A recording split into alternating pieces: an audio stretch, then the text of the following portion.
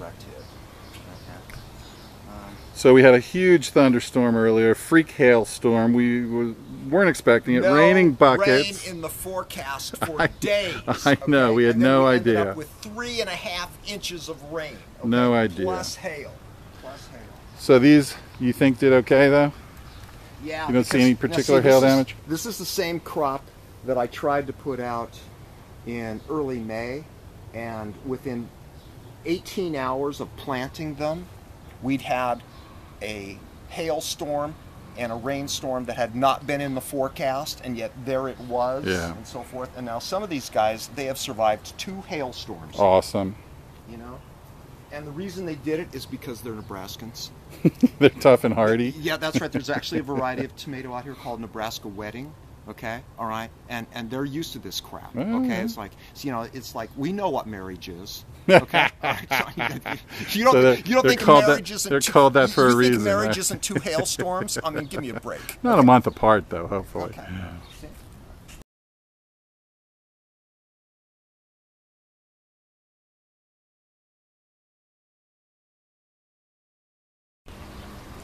To be or not to be, the Hawley Hamlet. Forget it. All right, so Tim's going to explain a little bit about the Hamlet here. Okay.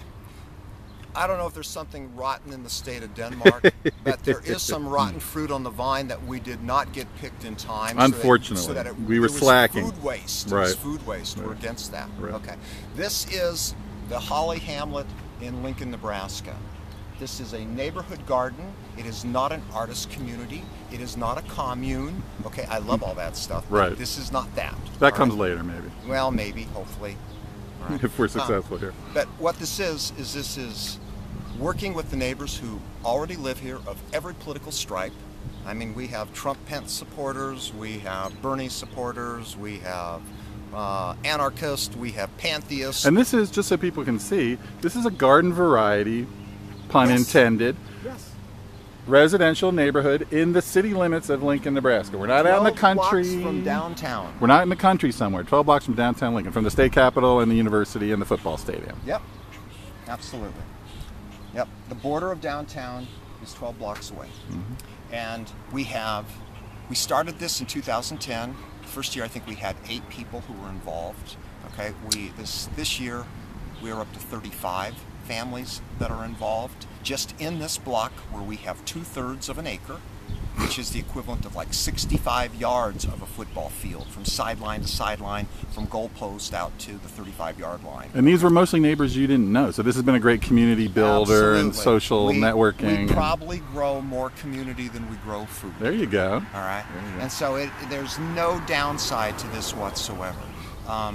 You know, do complications arise? Do people get mad at each other? Yeah, okay. Well, then you make up with some peas or some strawberries or whatever. And that's actually how we got people to do this to begin with. We resorted to the oldest political device in human history.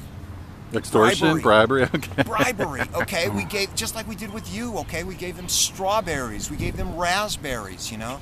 And since we all have this sweet tooth, I mean, you say, hey, fresh kohlrabi, okay, you know, like not so many takers. I like kohlrabi though, like, but it hey, takes a little work. Some more dinosaur kale, huh? Okay, work, like this, you know. That's not quite the draw. Yeah. That's not quite so, the and draw. is this is all peas here in the right of way? Yep. That's awesome. This is 400 feet of peas. We have 4 rows, and this has already been picked twice now, and there's probably one more good picking out of all of this. And this is in the 5 or 6 feet between the sidewalk and the curb. This is what they call the hell strip. The hell strip. Okay, yep. Right. This is the hell strip. And everybody that wants to garden with us, and so we have like 35 families that are gardening here. 15 of them are outliers. They're not really from the hamlet. They're not residents. residents. We have a hard and fast rule that we have to have 20 families from either in the block, which we call Hamlet proper, or across the street, which we call Greater Hamlet. Okay, Greater Hamlet. Okay, all right. But then there are also people saying, I don't live here, but can I be part of this? And I say, you know, like, well, how much sweat equity are you promising me? Okay, right. Serfdom had its uses, okay? That sort of thing, right?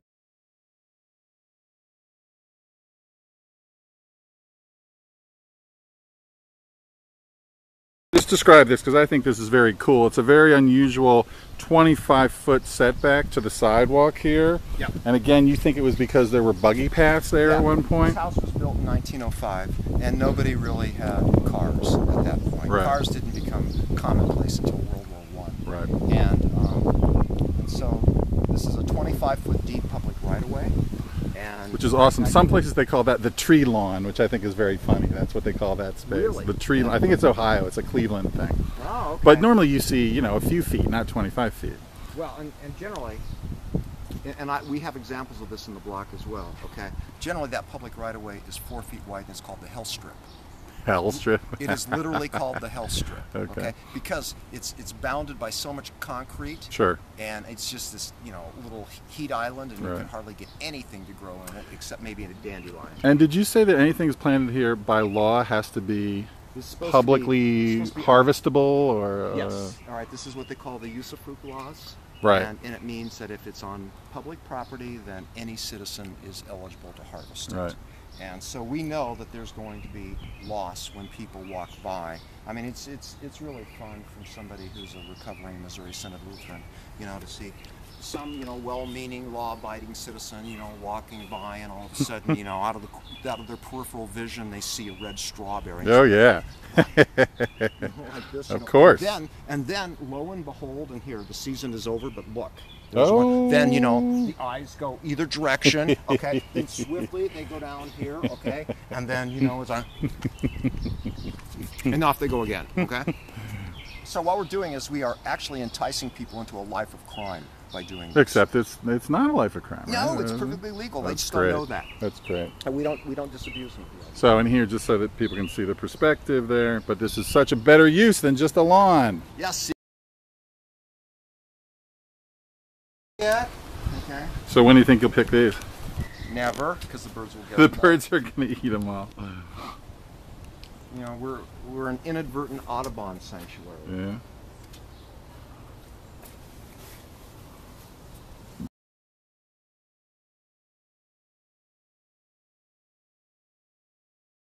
Years ago. Oh, and then look at all the blackberries in there. Oh yeah. Oh yeah. See with the big drink that they just got? Oh, they're gonna be happy. Hi, girls. Ah, chickens. We gotta get them on. And these are Rhode Island Reds or no? I'm sorry, what? These are Rhode Island Reds or no? Well, let's see. The one in the middle is. Ooh, what am I standing on? The one on the right is a Plymouth Barred Rock. Beauties. All right, and then the one on the left is I think a Red Meyer Leghorn. So how many eggs a week do you get usually? Since we have full days of sun now, we'll get an egg from these women once every 25 hours. Wow. They are puppy mills. Yeah. They look healthy. They look happy. Yeah, kind of a little muddy in there, isn't it, girls? Invite me back when they're done. I'll make you a coq au vin.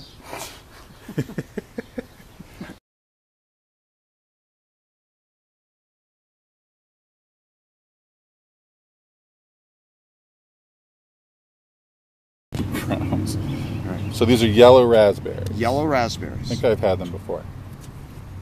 Wow. Sweet. Delicious, yeah. Right. They don't have the tang. Juicy, right. They don't yes, have the tang. Yes. They're just like pure sugar.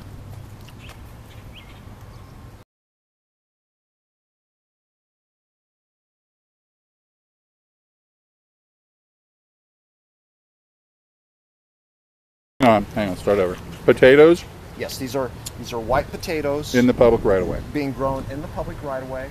And just like in the Bible, okay, we present the first fruits to the people responsible to that. In this Very case, good. the mayor.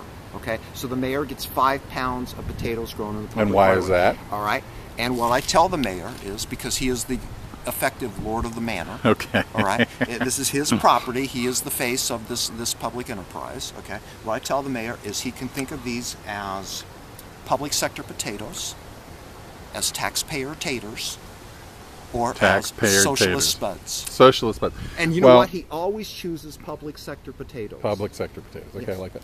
You know, potatoes have played a role in tropical lands in promoting war. Do you know how? potatoes, as opposed to sweet potatoes, provide a lot more starch, calories, energy, etc., and have allowed hunter-gatherer peoples to fatten up and go to war, whereas they had to tend their sweet potatoes, and sweet potatoes don't have as much nutrition, as much starch, as much fat, etc., as much calories. So they can't really sustain themselves and go kill people and go to war. They have to be tending their sweet potatoes. So that's a downside of the humble potato. You know, that's really interesting, because you really did have the population of Europe take off after you had Western expansion over to this continent. Right. Okay, and they brought the potato The back. potatoes came from what's now Colombia or Peru or somewhere, right? I think is where it's native to. South America, yeah. Yep, that's right. And Johann Wolfgang von Goethe hated the potato. We think of, Kartoffelsalat. Okay, we're starting to do Kierkegaardening now, aren't we? Yes, we are. We're doing Kierkegaardening. But in one of his books, in one of his later works, Goethe rails about the fact that you can't find a cabbage or a turnip in a German kitchen anywhere because the infernal potato is there all the time. That's right. And the reason is that it filled you up a lot Exactly, more than a turnip does. Right, exactly. You know, there's a street in Chicago. They call it Goethe. That's how they pronounce it. That's right. That's right. Yep. Oh yeah. We're gonna get you your vegetables too, Ken. All right, and what kind of peas are these? Do you know? These are called green arrow. Green arrow peas. Oh, look at these. Look at them. Part of the reason they're called that. Beautiful. If I can get them. Look at that. That is a full pod, man. Awesome. Oh my god. So, are you a fresh pea eater? You bet. Down the hatch. Oh man. Crunchy and delicious. Oh yeah, these babies need to be picked. Oh, and you know what's best about this? Is it's in the shade. Yeah. We like the parts in the shade, man. Well, and I'm looking at the skies because who knows when the next freak hailstorm's going to come.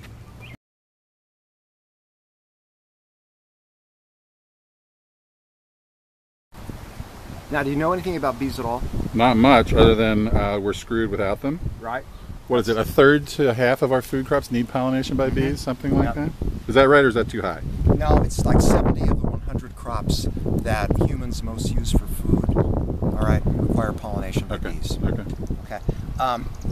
The bottom two chambers you can see are larger. Yeah. Okay. They're taller. Those are 10 inch tall. Okay. That's where the bees live. That's where the queen lives. All right. And so you don't ever harvest honey from them because that's eating your seed corn. I'm mixing my agricultural metaphors. I got it. Yeah. All right. But the ones on top, the bees aren't thrilled about humans taking them because it's their honey, and that makes us nothing but larcenous dogs. All right. But the two on top, those are called supers, and they're 8 inches tall, and that's what you harvest honey from. So last year we harvested 20 gallons of honey. 20 gallons, man. 20 gallons honey from these 3 hives. Awesome. And within 5 weeks, every hive was dead. Wow. This is tricky stuff. That's the normal timing, pretty much, as far as you know?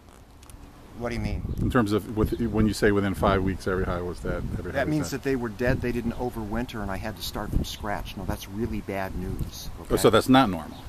Ah. Well, it's becoming normal. About half the hives in America die every year. We don't want that happening. Of course. Okay? If we didn't have people, growing hives and growing queens all the time and so forth, we wouldn't have very many bees at all. Right. Oh, here we go. Beautiful.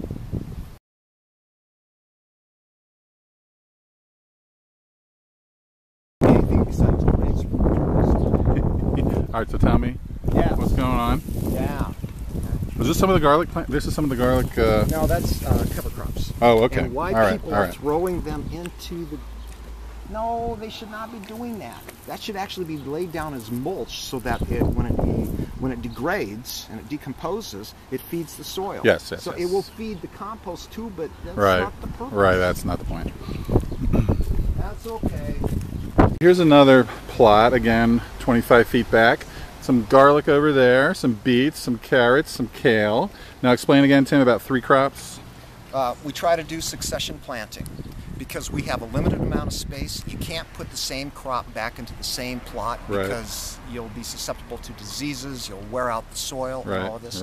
So we try to plant either 2 food crops in every plot this year, and then 1 cover crop, or 1 food crop and 2 cover crops, so that we plant 3 different crops in the same bed every year from March through the end of October. And what's your assessment of the sort of standard soil around here? Is it loamy? Is it gravelly? Is it clay? It is clay. Okay. We need tons of organic matter in this. Otherwise, you can't grow decent carrots. Sure. All right. Because once it dries out, that stuff is just like baked ceramic. Yeah. All right. So you got to do that. So again, this is this awesome setback from the curb to the sidewalk. So this is all public territory here. Public property. I'd be here making my dinner every night, man. I'm telling you. See, you're my kind of neighbor. All right.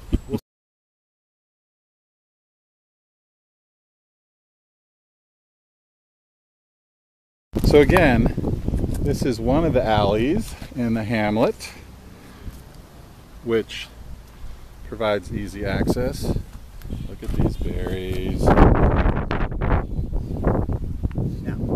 the Zionists, when they began their immigrations into Palestine, said that they were going to make the desert bloom. Exactly. Here in the hamlet, we make the alley bloom. Yeah, exactly. There you go. All one handful, man, down the hatch. I don't know if I can do that, man. Really? I don't know if I'm worthy. You are worthy. Wow. Woo!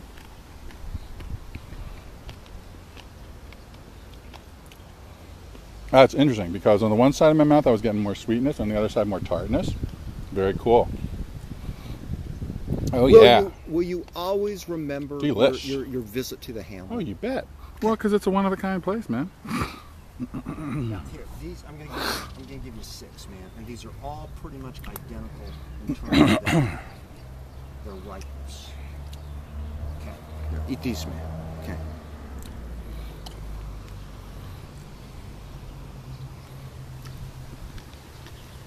Delicious.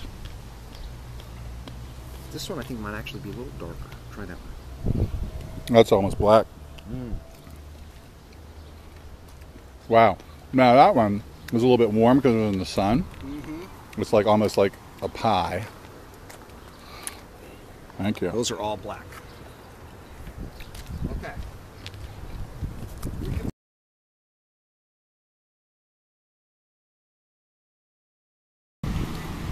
All right.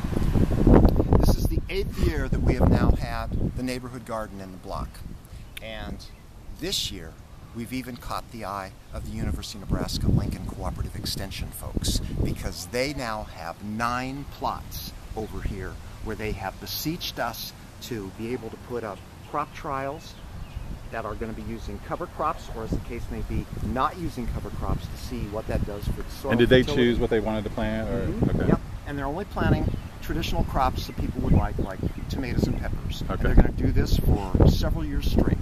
All right. And we're an experimental farm now. Awesome. Okay? All right. This is your government at work. There These you go. are your tax dollars. Okay. You know, serving That's you. right. Okay. Excellent.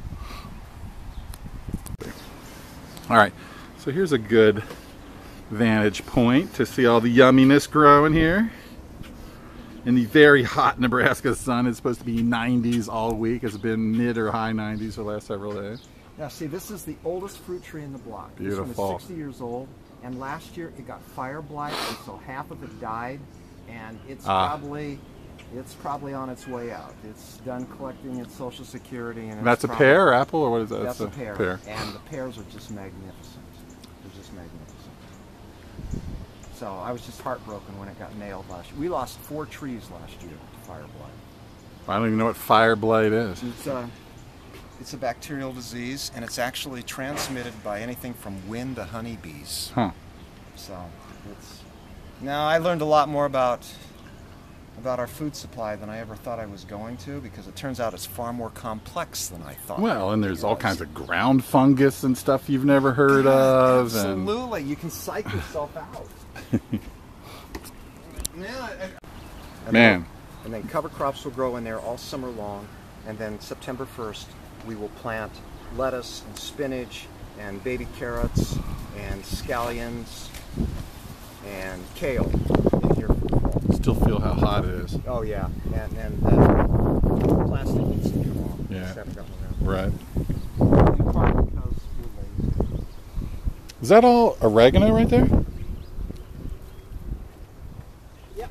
Wow. I love fresh oregano. Very underrated herb, I think. We have a small oregano bush. That's kind of like, it's sort of peppery. Oh yeah. Oh yeah. Yeah. Mm-hmm. Love it. This is our garlic crop Woohoo! in here. Now, we were talking about this the other day, and Here's your bulb. our ignorance about the type of garlic, whether you can just harvest it early and call it spring garlic and chop it up and eat it, or yes. not. Does it have to be bulbed for curing and drying and curing? Don't know. See, this would be fine for use in the kitchen. Yeah. Right now. Yeah. Would it keep?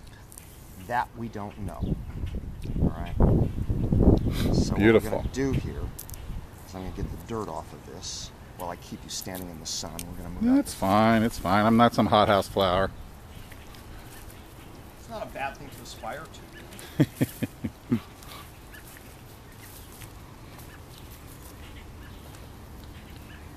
What's this giant? That's rhubarb. Okay, rhubarb. Are you a rhubarb man? You know, I try to be. I should be. I'm not crazy about it. You got to put a lot of other stuff in with it and sweeten it up. You know. Tons. Got to put tons in it. Okay. Oh, look. Oh, there we go. There we go. You know, it was one of the kind of things my grandmother loved it. She loved to make strawberry rhubarb pie and that. So there's a nostalgia for it. But do I really like rhubarb per se? You know. How's your fearlessness over garlic? Love garlic. And this Try is that. young enough.